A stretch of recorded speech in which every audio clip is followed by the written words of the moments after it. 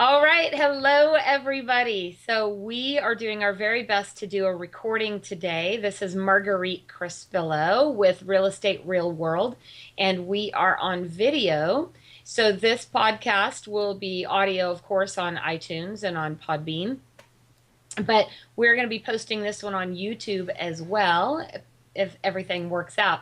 I know we tried to do this recording last week and we had a freak internet outage in my office that like never happens, but so we didn't have very good luck that time. So, but today's a new day. So, welcome my very special guest, Bill Crane. How are you, Bill? I'm doing great, Marguerite. Thank you so much for having me again. The last time we had a blast, and the time after that, we had so much fun that we blew out the internet. So we'll have to tone Totally it down a true. little bit. I guess, getting a little wild. So, yeah, I know we did. We had a great conversation last time. I'm like, we're definitely going to have to do part two, of this conversation. So, thank you for joining us again today. And so, tell us, Bill, I know a lot's been going on with you since the last time we talked. Your new book came out, right? Yeah, it's actually been out for close to a year, but I kind of sat on it a little bit. I didn't really talk about it. It's generating clients for life. Nice. People have probably seen me posting it on Facebook or in my group or one of the other groups or whatever. Uh, but I worked on it for a long time, and I have a lot of concepts in there. It's all about what it really takes to generate new business and continue with the business that we already have. And it's not real estate specific. It's really for any business. And I studied a lot of different, very famous entrepreneurs like Walt Disney and others, and saw the things that they do and the things that they talked about in their biographies. So some of that stuff is in the book as well. Oh, fantastic. Well, tell me, so help me understand what brought you to write such a book. I mean, give us a little bit about your background. Well, my background is, essentially, I grew up, a poor kid, so I had to start selling at an early age. Uh, it's a common story amongst successful people. Yeah. I Seems to see. be, doesn't it? Yeah, it seems like if you're born with a silver spoon in your mouth, you don't usually amount to much. Although Trump managed to pull it off. A uh, few times. I don't know how, but in any case, so I had to hustle from an early age, and help pay the bills in all that. So, uh, eventually, as I grew different businesses, I started out in construction and remodeling and building homes and things, and eventually gravitated towards real estate because my real passion was sales and marketing, and I wanted to focus on something where that was the main thing that you did. Like when I was in remodeling, I would have to go out and sell, a new kitchen or a basement remodeling job, and then I would have to get a crew out and do it or do it myself or whatever the case may be. Whereas in real estate, there's no manual labor, so like I kind of got tired of being up on a roof or doing all this hardcore labor stuff, and what I enjoyed most was selling and marketing, generating that interest, discovering what it is that people want.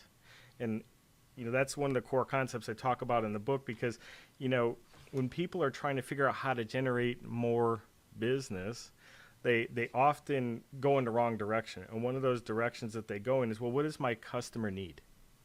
What are their needs? What are their problems? And that's legitimate, but want is so much more powerful than need, because people, they don't want to be told necessarily what they need to hear, but they want to be told what they want to hear. So if you can tap into what they want, you're going to generate a lot more interest. So basically, I came out of construction and went towards real estate because it was more of a focus on the sales and marketing aspect. And that's what I enjoyed most. So one thing that I hear a lot of agents struggle with, I actually heard it on one of our coaching calls this morning, is they're nervous about marketing because they don't know how to do it, don't know how to do it right, and they're uncomfortable with having to sell, so to speak, right? Yep. They don't want to be cheesy and salesy. And so, what do you tell an agent that maybe is out there struggling and is really struggling with that kind of cheesy sales aspect of, or their perception of that, I guess? Yeah, I get that a lot, and my answer is really simple. We'll stop being cheesy and salesy. I mean, who told you to do that?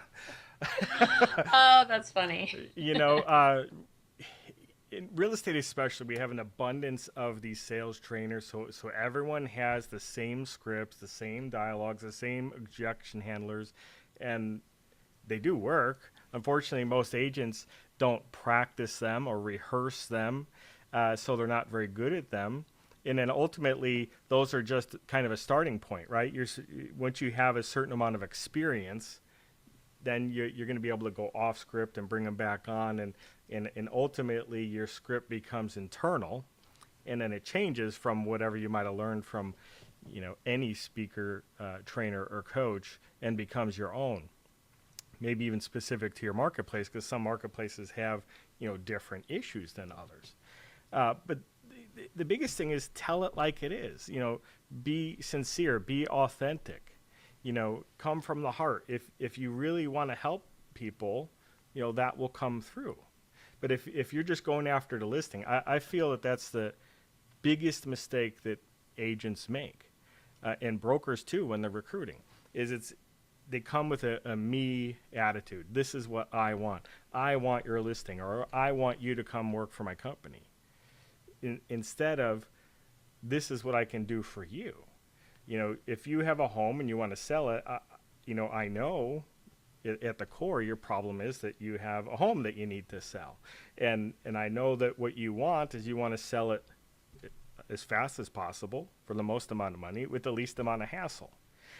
And agents tend to not focus on those things. They tend to focus on what they want. They want a commission check because they have a mortgage payment and a car payment and all kinds of other bills that they need to pay. So they tend to sort of come at it from the wrong angle, and that's what makes them cheesy. Oh. So basically it doesn't feel authentic is what you're saying, because they're looking out for their best interest. So kind of like when you walk onto a car lot, you know that they could care less about what car you buy. They're just wanting to get a car sold so they can make their money and hit their numbers. Exactly. In some agents, we call it buying a listing, right? So they'll inflate the price so they can get the listing. Or if you want to be more crass about it, you'll say blowing smoke up their butt. Right. you know, We know a few of those. and then other agents try to come in real low because they just want a quick sale. And, neither one of those strategies is actually correct. Right. You need to almost be an appraiser. In my opinion, you really need to know how to determine the value of a property. And how I personally got really good at that is years and years ago, I had a guaranteed home sale program where if your home wasn't sold in X amount of time, I would buy it. And so I had to get really good at evaluating a property, right? Because I didn't Yeah, how want does that? I hear people do that program a lot. How does that work? Did you actually ever buy any homes? I never actually bought any homes because I sold them all. Right. But, I don't know every state law, but in my state, if I was going to offer something like that, I had to actually be able to follow through. And I Right. had to have on file the proof that I could follow through and all that. And there's some programs that I've heard are just ridiculous. Like, they'll want an 8% commission and it's 20% off of the appraisal. Right. Well, it's like, nobody's going to do that. Right. But my program was I'll buy it for 95% of the fair market value. Plus, and it was a 7% commission. So it's like 1%, because like I charged 6%, but if you wanted to guarantee, it was like a 1% premium. And just a disclaimer, we're not advocating that anyone charge any particular commission. You can choose whatever you want to do. It's whatever you're able to negotiate. Yeah, absolutely. I'm not making any suggestions, just saying what I personally did. Right. And Exactly. So that was very legitimate. At the same time, even though it was legitimate, most people, they don't want 95% of the market value. They want 100%. But the market value would Or be, 110. yeah, the market value would be something that we agreed upon. So if I wasn't able to come up with pretty much on the money market value, I was going to have a problem. Uh, and so before I did that, I took a bunch of appraisal classes, but beyond that, I also like talked to local appraisers and hung out with them and modeled them and had them show me what they, I actually paid them. Hey, show me how you do an appraisal. The class is one thing, but how's it really done in the field? How do you come up with value? And then I did hundreds, if not thousands, of BPOs. Oh yeah, I've done my share of BPOs. Thank goodness I don't have to do many of those anymore. Yeah, and that was even before the REO boom, and so that really just made me really good at knowing how to evaluate a property. And I find that most agents probably consider themselves to be a buyer's agent. Unfortunately, there's not a lot of leverage there. The old Right. saying is you have to list to last, and I think that most agents don't go after listings because they really have no clue how to evaluate a property and come up with its value. Uh, so they're like afraid because like they're afraid that the seller's going to know that they don't know, Right, and exactly. and they're right. Yeah. That's the tragedy of it, right? Yeah, yeah, absolutely. And so with that, in learning that aspect of it,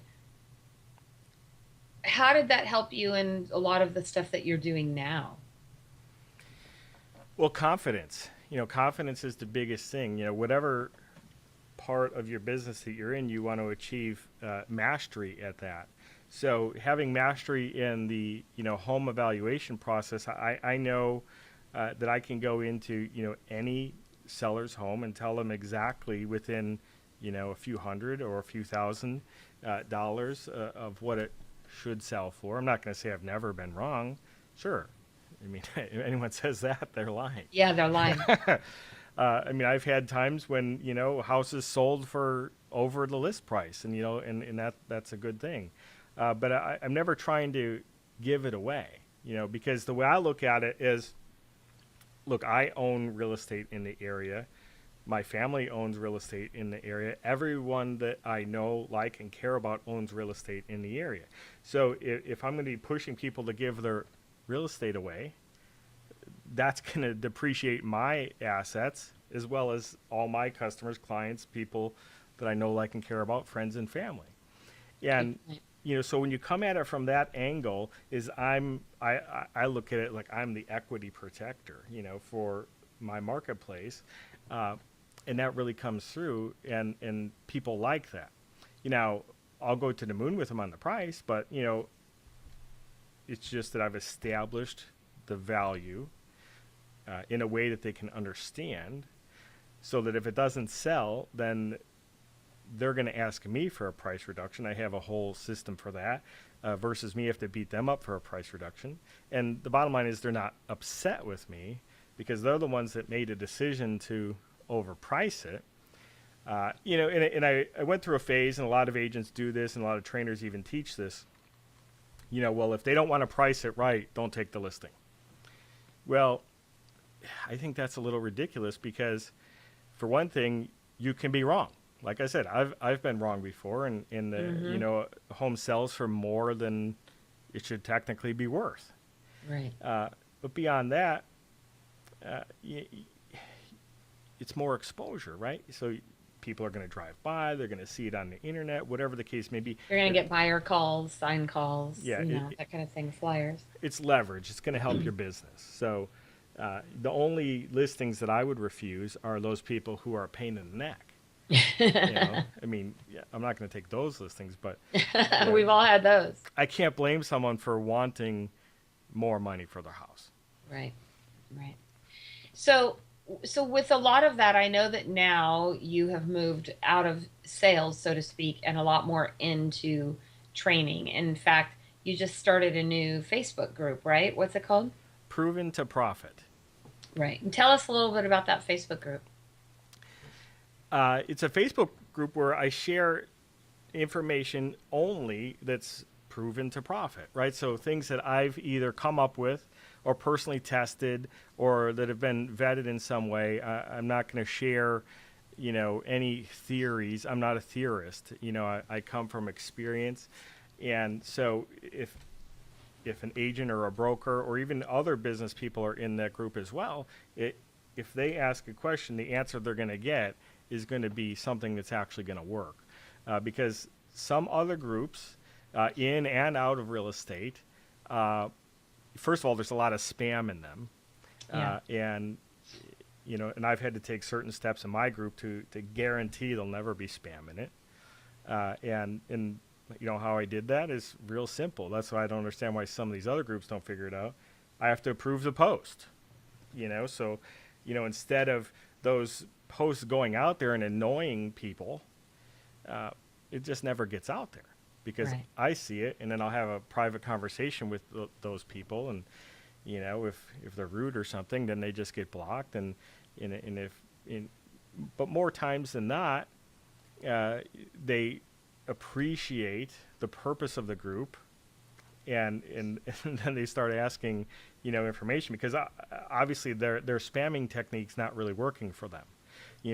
These are people that are in 400 groups and they just post everything everywhere, and maybe they're generating a little bit of traffic, but it's not really monetizing. What are your, Facebook groups are becoming obviously very popular Hmm. and kind of all the rage, and you're starting to see groups with just huge amounts of people. I know I have a Facebook group too called Real Estate Success Strategies and Accountability, and it's up to a little under 2,000 people right now. But that feels like a good amount to me. Like I feel like it's somewhat manageable. You can kind of keep a handle on what's going on. You can engage a little bit more with them. But, some of these other groups, and while they have tons of great content, don't get me wrong, but some of them are 25, 30, 40,000 people in those groups. And Yeah. it just seems like a lot of the good stuff just gets pushed down so quickly that you never, I mean, unless you're on Facebook 24/7, you're not going to see a lot of that stuff. So it's hard to track and find. And what are your thoughts on that? Yeah, I agree. I've been in your group quite a bit, and it's an amazing group. It's Thank really you. good. It's got some great people, and of course, a great leader in that group. And I've even seen groups in other industries that have like 200,000 people in them, and it's ridiculous because there's new posts like almost every second. So you're right. Nothing that makes any sense can really be seen by anyone. And I think that those groups, my personal opinion is that their admins would be uh, better serving the group if they didn't allow any posts just to go through. That they were reviewed by an admin, and then if it made sense and was helpful to the group, then it gets allowed. But even sometimes people post things. Uh, I see a lot of times in groups when people almost cut themselves down.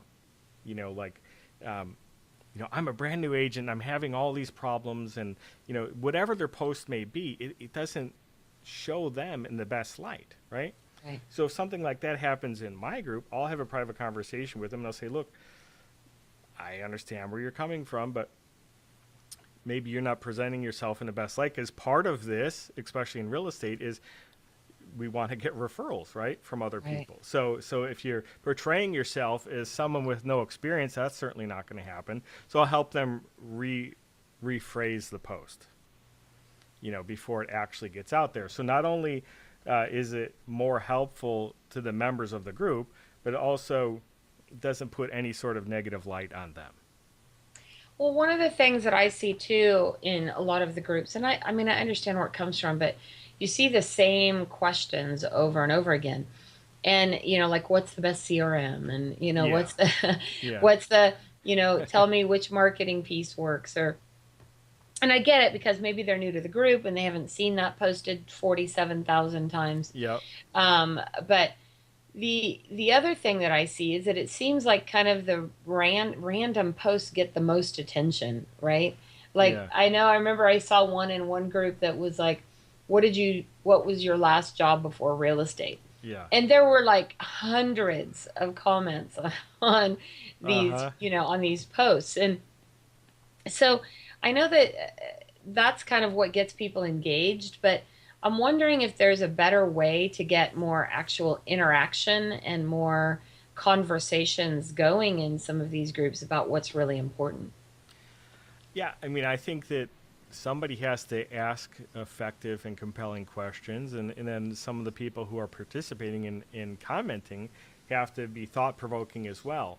But and I've seen that, and it's like this phenomenon that's happening, like with reality TV. I mean, Yeah. look at the Kardashians or any other ones. The more ridiculous it is, The more attention it the more gets. attention it gets. So it's a distraction, and I personally don't think that a distraction has any place on a group that's designed to help people, improve their business or their life. So, again, that'll be something that, on my page, it just wouldn't come through. Right. And so, what are some of the best questions that you have seen come through?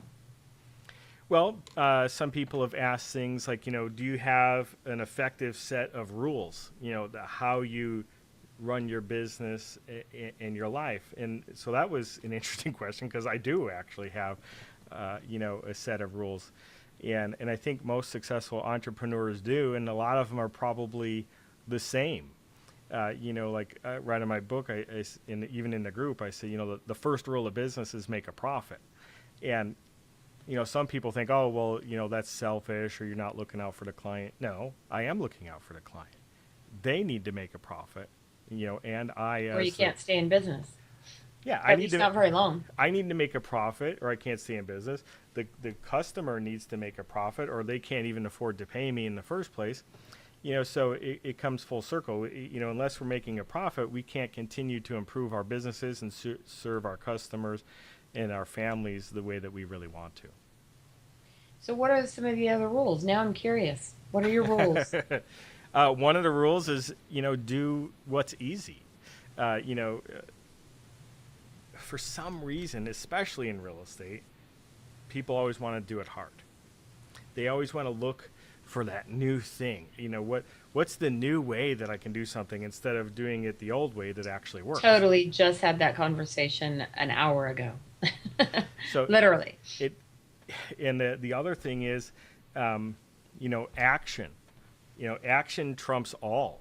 I don't care, how good your new Facebook marketing message is or your new website or anything else.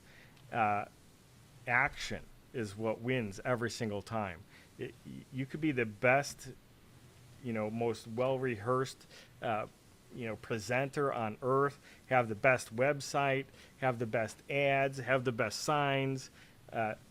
But if you don't actually take action, make the calls, follow up on leads that come in, go on appointments, ask for the order, you're just not going to get it because uh, the clients don't chase you. It just doesn't work that way. Nobody calls you up and says, I really want you to list my house. I need you to. I don't. No one else can do it. It has to be you. That can happen on occasion if they're a long-term client or whatever, and they're loyal. But if you're just It reminds me of this. I want to see if I can find it because I'm cracking up as you're saying this. I had this gal post a comment on active rain, and I had to screenshot it because I couldn't even believe that she said it. Let me find it. I was cracking up. Hold on. So she says on my post, it was a webinar I was doing, and um, she says, I want leads that I do not have to call, that know what they want and have the ability to do it now. I also want the ability to find those among all that ring my number. And I wasn't sure if she was serious oh yeah, she or was. if that was a joke, but I just said, wouldn't that be awesome? If I could invent that, I would be rich. I Yeah. was like, I couldn't even, I'm like, it took me a minute. And I actually, like I said, I actually screenshotted it and sent it to a couple of my friends. I'm like, Is it, do you think that she's serious or do you think she's joking? But I think that many feel that way. They're like, can you just give me the easy button? I mean, I feel that way too. Sometimes I'd be like, just please give me the easy Oh, button and so that I don't have to work so hard, you know? yeah, what she said. Yeah, that's exactly what I want too. And That's I've what we all want. Like I said, that along with the pill that makes me skinny and hot, right? oh, you're already hot and skinny. Thank you, thank you. Um, wow, there's a pattern interrupt. Yeah.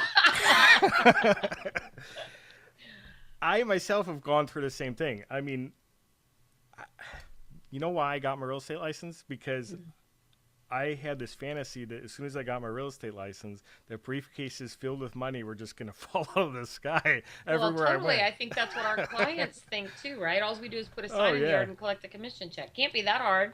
It's not yeah, rocket science. absolutely. And I've even had to learn that lesson multiple times.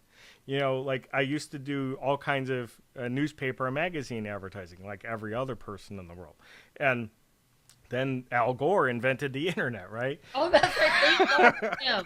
Holy cow. We wouldn't even be here today if it wasn't for him. Exactly. So then all of a sudden, for some reason, and I watched back then it was like, you know, SEO was the big thing. I mean, it's still big, but that's like all there was. And then they had like Overture for pay per click, and they convinced everyone that, you know, all you have to do is you know, do this pay per click and you're going to make all kinds of money. And you know, it didn't work, right? You know, I got leads, but like, how come nobody just gave me money? How, Right. you know, how come Darn there were it. no come list me's? And then, you know, fast forward to Facebook, and I see people every day complaining about their Facebook, you know, ads or posts or what they're boosting, and how they get all these likes, and or what's even the best is which is it? I think it's impressions or something, and people get impressed because, oh, I spent $25 and I got like 4,000 views. Like, big deal, you know. Totally. Yeah. I remember the billboard salesman telling me that if you put a billboard on Main Street, you're going to get, you know, 37,000 people drive past there every day. Right. This is the same thing. It doesn't mean anything. It Right. doesn't mean they saw it even. And you know, on Facebook, uh, a view, all it is somebody scrolling through their news feed, and your your thing goes past. It's like, Like, oh.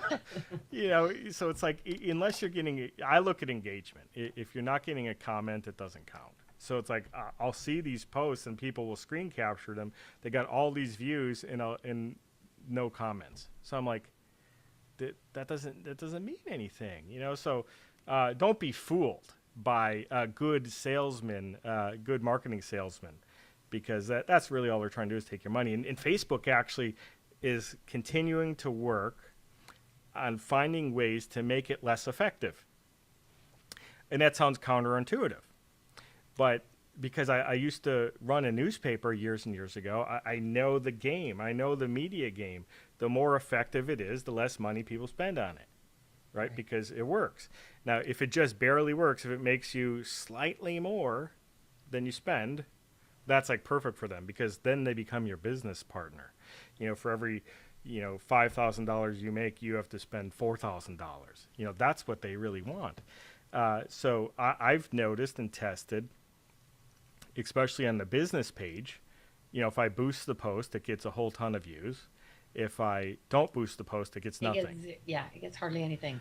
Y- And that's mostly just changed in the last probably 6 months yep, to where you absolutely. used to at least be able to get organic reach based on how many likes you had on your page. Now you're not even getting that. I'll post something and I'll get 10, 20 organic likes, but if I boost it, you know, you get 1,000. Yeah, and even on when I do a post, I'll generally have it on my personal page, my group, and my business page, and so I can see the exact same post get completely different results. You know, so like the personal page works really, really good. The group works really, really good, and the business page is like Nothing. nothing at all. It's like, at the point, it's like I don't even care. I might even just delete my business page, because like, what's the point? Because I think a group is much more highly effective than a business page. And that's probably the next thing that they're going to try to figure out how to shut down, because Totally. they don't want you making money off the platform unless you're paying them. And I can appreciate that, but I So, still don't what do like you it. think is so? Let's take it back to your book for a moment because I did an example this morning with one of my coaching clients, and I said she just put six in contract. I was like, great job, super proud of you, and she's wanting to hire an assistant. I said, well, what do you want to hire the assistant for? She goes, well, I want to hire the assistant to do all this like techie marketing stuff that I don't know how to do. I said, okay, let's tell me where each of those six clients came from that you just put into contract. Yeah. And I had her write, I wrote it down. She said one came from her networking group, one came from a home buyer seminar she did about 2 years ago. The remainder, one came from an attorney, so business connection, and the rest were friends, personal friend referrals. I said, so why would you go spend any money, time, or attention into doing a whole bunch of techie stuff that you don't know and you don't like and you don't understand, which is only going to detract Yeah. from all of this business that you're getting that is not from those sources. Would you agree? I agree 100%. Uh, for some reason, most business people in realtors, I think, are the worst. When they have success in one area, instead of doing more of that, they want to do something else. They don't know if that something else even works, and 9 times out of 10, it doesn't. Well, But so I asked her, I'm sorry to interrupt you. I asked her, I said, why would you do that? Phone call. I, I said, why that would you do that? that's Zillow. Oh, That's Zillow, hey. and you know, pattern interrupt. But Zillow, you got to hand it to them. They know how to sell stuff, Yeah, they do. and that's what agents really need to take that lesson from Zillow: is get on the phone and follow up with your prospects. Well, that's what I was saying to her a little bit because I said, "Why would you go in a different direction?" She goes, "Well, I just feel like I got a little lucky right now that all these people just, it just kind of fell in my lap." I'm like, "Wait a minute. You have somebody here from a home buyer seminar from 2 years ago. Yeah. Clearly, you have followed up with them. Yep. So that's not luck. That didn't fall in your lap. That's a result of all the work that you've done." And Exactly. is that some of the stuff you talk about in your book? Is the follow up? Because that's where the money is, right? So why don't agents follow up? Yeah, absolutely. Follow up is where the money is, and I think that everyone wants instant gratification, right? And it's actually probably gotten worse over the years. Like back when I was making a lot of calls, my average was five follow-ups in order to make that conversion. Um, Now it's probably more like 7 to 9 on Really? average, because there's so much more information. Us as realtors, we're not the only people who are getting inundated with marketing messages all day long. I mean, when I pay attention to my newsfeed on Facebook, I think every other thing is an advertisement. It practically is. Well, and then, there's all that creepy stuff, right? So you go to Google and you search, like the other day I was searching for it. I wanted to get a new monitor with a webcam in it, right? Yeah. And so I search on Google, and next thing you know, what shows up in my news feed, Oh right? yeah. Webcam monitors and, computer monitors and computer different. It's crazy.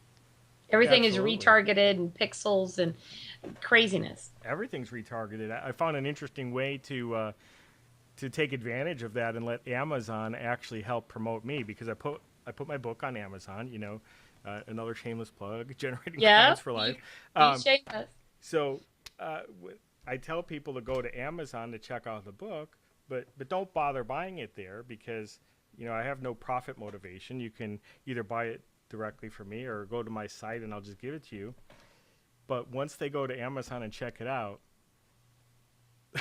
my It book is shows up showing in up their on their news newsfeed feed. all the time. Now that is brilliant. That is and brilliant. That's pretty funny. and I learned that on accident because I checked out my book on Amazon.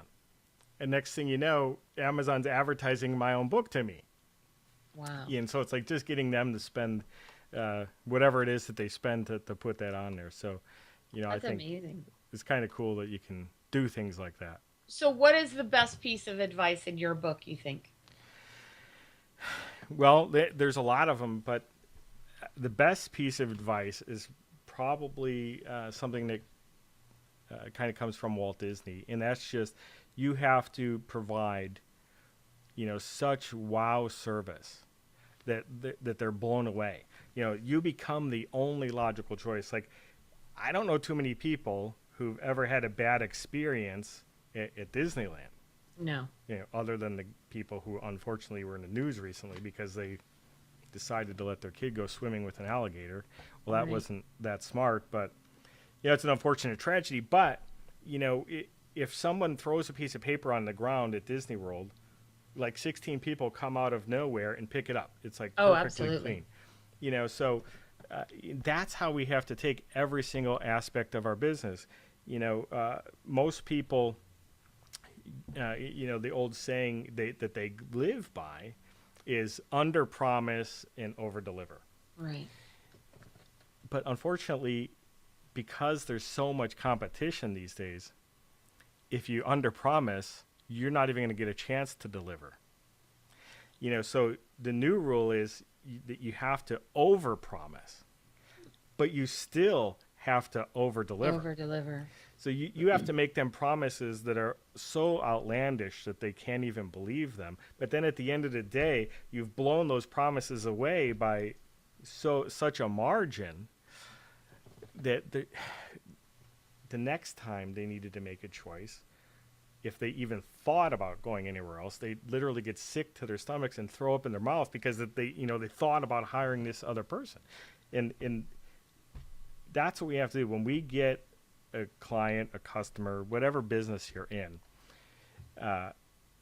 We just really, you have to treat them like they're your mother. You have to really, nurture them and love them and take good care of them. And sure, there's the jerks that we're going to get. And my recommendation with those is just fire them. There's like, that's okay. It's okay to fire a bad client. But the good ones, and that's most of them, we have to really nurture them and treat them like, a part of the family. And then they become a part of the family, and they're going to want to work with us forever. But it seems to me with more and more of these teams growing where people are talking about doing 100, 200, 300, 400 units. I mean, I've done some big numbers too. Yeah. But I know that when I did, for the most part, when I did a lot of those big numbers, it's really hard to provide extraordinary service. And I have a great team. So I've been able to do a pretty good job, I think. But I definitely think I could always get better. And that's a key place that I think that most of us have to focus on is how much time are you spending each week getting better? Yeah. And I think we have to spend all of our time getting better. Like, You if know, you think about it this way, if there was a new law that was passed today that said you could no longer pay for any advertising, kind of like what happened in the cigarette industry, right? They weren't hmm allowed to put in magazines or TVs or Yeah. any of that kind of stuff. If that happened to the real estate industry, what would we have to do different?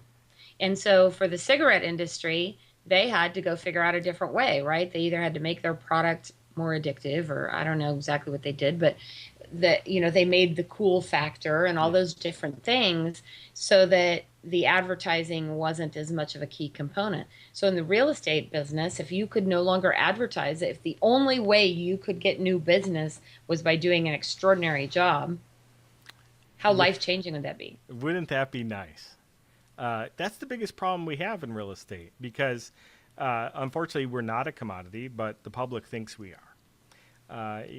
In my belief is that our own industry, our leaders, so to speak, whether it be at NAR on the local level, and certainly not all of them, because most of those people are the utmost of integrity and great intentions, but somehow, some way, we've allowed, for one thing, for our data that we work so hard for to generate these listings to be, parlayed off to other companies that are making billions of dollars on them. So, I mean, it's gotten so bad that here locally, like we have a really hard time even getting buyers to look at our MLS searches.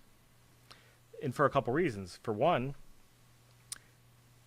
Zillow delivers the content in a much more easier to maneuver, manage, and consume. They have instant notifications. The second something goes on, boom, they'll get it. Whereas, the MLS will do it a couple times a day or whatever. And then the MLS holds back on a little bit of information because, they want the people to call the agent for that, where Zillow just gives them everything. So even if we set people up on a buyer search, they usually never even look at it because they go to Zillow and then they tell us what homes they want to see. So Another good one is Redfin. They have a great site. yeah, so that They have a only great app. They have a great app. it serves to diminish our value, and it's not Zillow's fault. I find it interesting how agents will say, "Oh, I hate Zillow." Well, why? Yeah. That's just somebody who's really good at business that saw an opportunity and took advantage of it. I did a great podcast with Jay Thompson from Oh Zillow yeah, he's just last great. week. Yeah, he was fantastic, and he changed my mind in a lot of ways. Opened my eyes to the way, what they're doing and how it can be a win-win if you look at it right. I think it can be a win-win, and I think that Zillow, a byproduct of what they're doing, and maybe they'll become a real estate brokerage one day, and but probably not because they are a tech company, and the guy can make There's no money in brokerages. We know that. exactly. Personally, both of us know that. Now maybe they'll end up doing referrals, but I think they're making plenty of money selling zip codes.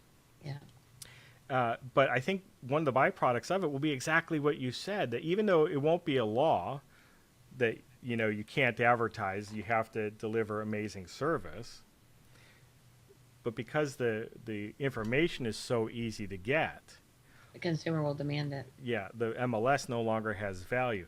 I think the MLS is what's going to go away. I think NAR as we know it is going to go away. Doesn't necessarily mean NAR is going to go away, but they're going to serve a different purpose maybe. Yeah. In the byproduct of that, the consumer is going to want to work with somebody who is an excellent negotiator, who's a good copywriter, because even though Zillow might be a platform, you still need somebody who can put the listing in there the right The way. information is pulled from the MLS, right? From our marketing. Like I've been mainly coaching the last couple of years, but I got a listing recently just because my brother-in-law wanted to sell his house, and so I kind of had to do it. But I put it in Zillow, and and it shows you how your listing compares to all the other listings, and and it was like, I can't remember the percentage, like 4,000% more traffic than the other listings. Wow. And it's still Zillow, right? It's still the same town. It's just that the copy, the pictures, whatever I did within Zillow was that much better than what the average agent in my marketplace in that town, Wow. was doing. And I didn't know that. See, I just learned something today, people. That's what you get when you listen over here to Real Estate Real World. You get new tips every day. We got a couple of good ones today. Yeah, probably more than a couple. Yeah. Well, so now what you're doing primarily is you're doing coaching and training, and you have your Facebook group. What's the name of it again for everybody? Proven to Profit, right? Proven to Profit. Okay, and you have your new book out. And what else do you have going on that you can tell our listeners as we wrap up today? The main thing I really want to get out there now is my book, and generating clients for life, right? And that's exactly what it's going to show you how to do. Not only how to generate new clients, but to keep them coming back over and over again, and referring you to their friends and everyone else. How to deliver that wow service in ways that you don't expect, in ways that are simple, in ways that you don't have to spend a ton of money. That's the trap that we get into, is because every one of these salespeople is trying to sell us their new gadget, their new widget, their new website, and they say, well, if you can sell one property, it'll pay for it. Well, yeah, but if you buy 500 things, you have to sell a whole bunch of Well, property. real estate agents are the biggest suckers ever for advertising salespeople, aren't they? Yeah, absolutely. And part of that is because, the easiest person to sell is a salesman. Yeah, exactly. So, and probably the biggest thing that well, before I go there, is anyone who's listening to your podcast, if they want a free copy of my book, yeah, they could go to Amazon and buy one, or they could go to my website and buy one. Yeah, we'll post a Um, link to your site on the show notes so but it people can access it. so my website is billcrane.com, but my membership site, proventoprofit.com, and not to mistake that for the group on Facebook, but anyone who goes there will actually get a free copy of the book, because hey, look, I'm not J.K. Rowling. I'm not going to become a billionaire by selling books, but Right. I'm here to help people, and people who may want me to help them get to the next level, they can read the book and they can reach out to me. There's no hard selling or pushing involved. Yeah, But and this podcast and links to the book will be in the show notes, but also up at masterclassrealestateacademy.com. So you guys can check that out too. and I'm sure you teach the same thing in your Masterclass Academy. Is if you do nothing else, take action. Take those Absolutely. leads that you have and call them. Knock on their door, whatever the case may be. Agents always say, "Well, how can I get more leads?" Well, did you leave your house today? Because there's like literally You might no want to way. get dressed, right? I mean, first of all, everywhere you go, there's real estate, and beyond that, there's for sale by owners and expireds. Everywhere you Now, go. I know too, you do some great training on that stuff too. I don't train in that arena, so that's why I love to chat with you, because you do some training on door knocking, calling expired, and FISBOs. hmm So we should put together a little thing that we can do together. Yeah, I know you just But did would you do like a 2-day or 3-day program? yeah, so I actually am doing it again the end of July. I did a 2-day design your dream real estate business Nice. that we did. It was sold out. It was fantastic. We had a fantastic group. We're doing it again on July 28th and 29th, a 2-day. And on this next one, we're going to be recording it, the entire event, so that we can make it available to more people. So we're going to make it Very an good. online product. Yeah. So it'll be really cool. But it was fantastic. But we talk all really about exactly what you teach in your book. And so I'm anxious to get a copy of your book and read through it, because we talk about how to build those clients for life, how to build those lifetime relationships. That's what makes a big difference. It really does. Absolutely. That's why I'm still here 23 years later, still selling real estate, because I built those relationships over those years. Yeah, and I think as parting words, the biggest thing that I like to tell people is success does not require talent. It really Thank doesn't. God. Yeah, thank God, exactly, because I certainly don't have any. I'm telling you, or uh, because I didn't go to college, I didn't get a college degree, so yeah, me I didn't. neither. I had no idea I was going to end up Uh, selling real estate, when I was a teenager. So, yeah, I went to the thank school God. of poor, and Yeah. if you wanted stuff, you had to go after it. So, and Yeah, that's really all it takes is make the decision that you want to have success, and then are you willing to do what it takes? exactly. And at the beginning of any endeavor, we always have what? We have more time than money. As you become successful, if you don't want to cold call, door knock, prospect, follow up, go to network meetings, all that kind of stuff, if you decide you're shy now and you don't want to Yeah. talk to people, well, you're probably going to have a problem, because you still It's going to be ultimately have tough. to go on the appointment. But Right. if you do get to that point when you have more money than time, well, then you can go ahead and invest in all kinds of things like Zillow and Facebook ads and the whole marketing system. But the But good if you news do it is right, you shouldn't have to. you don't need any of that. Yeah. You really don't, especially if you're in a good market. And for the people that are in a low market, like I was for many years, I know. That's what you said. you know, 60,000 was your average sales price. Yikes. well, don't God bless exaggerate. you. It was 59,000. Oh, But wow. I had to sell thousands of homes, Yeah. and still make less money than other people in higher end markets. I met Yeah. Frederick Eklund once, and we were just comparing notes. And basically, for every house that I sold, or every house that he sold, I had to sell about 300. Holy cow. And that's how huge of a disparity is. And I see people like last year he closed, I think it was like almost a billion, like 950 million, and it wasn't that many sales. Like it was more sales than the average agent, yeah, but it wasn't 100. You Well, know. a funny story. So, kind of at the when the REO market was starting to shift, I'm going to say probably around 2013, 14. There's a broker in our area, super nice guy, but he deals almost exclusively in high-end properties, top of the line. And I happened to have a client, and I was out showing property, and he was there. He was showing the listing, and he's like, Marguerite, I want to learn that REO stuff. Like, how do you get those REO accounts? I looked at him, I go, are you high? Yeah. I'm like, why would you, like, you have the luxury home market like sewn up around here. Like, Yeah. I go, let me just break down some numbers for you. And he's like, Yeah. oh, yeah, I probably should rethink that. I go, I'll tell you what, I'll be happy to take over for you. Let me switch jobs with you, but it's Absolutely. crazy. It was crazy. So, Yeah, agents are high. They keep wanting to shift. yeah, Let me do this other thing that's hard instead of doing what I've been doing that's easy. exactly. Well, I think that's probably been some of the most valuable words you've said today, Bill. So, I want to thank you so much for being on our show today. You're always a delightful guest. I'm looking forward to meet you in person. I know we tried a couple months back when you were in Southern Cal, but couldn't connect our schedules. Are you coming out for Inman?